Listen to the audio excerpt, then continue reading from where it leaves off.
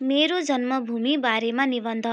मेरो जन्मभूमि नेपाल हिमालको गर्भमा अवस्थित एक सुन्दर देश हो। यहाँको प्राकृतिक सौन्दर्य, संस्कृति र इतिहासले गर्दा यो देश मेरो जीवनको एक अभिन्न अङ्ग बनेको छ। नेपालमा हिमाल, पहाड र तराईका सुन्दर भूभागहरू रहेका छन्।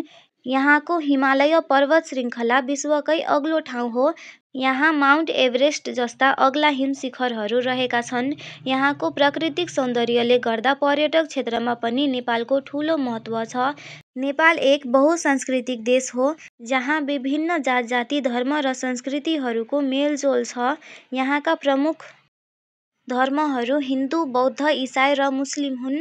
प्रत्येक वर्ष विभिन्न धार्मिक र सांस्कृतिक पर्वहरू धुमधामका साथ मनाइन्छ, जसले गर्दा समाजमा एकता र सौहार्दता बनिरहोस्। नेपालको इतिहास अत्यन्तै समृद्ध र गौरवशाली छ।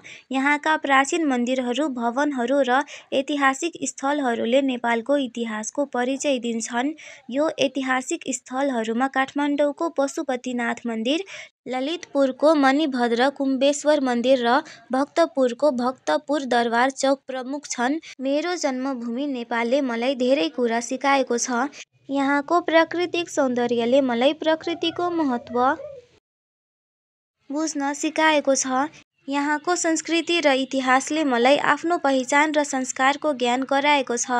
मेरो देशप्रतिको प्रेम र समर्पणले मलाई सधैँ सकारात्मक काम गर्न प्रेरित गर्छ। मेरो जन्मभूमि नेपाल एक अनमोल धरोहर हो। यहाँको सुन्दरता, संस्कृति र इतिहासले मेरो जीवनलाई सार्थक बनाएको छ। म मेरो देशको सेवा गर्न र यसको गौरव बढाउन सधैँ तत्पर रहनेछु। धन्यवाद।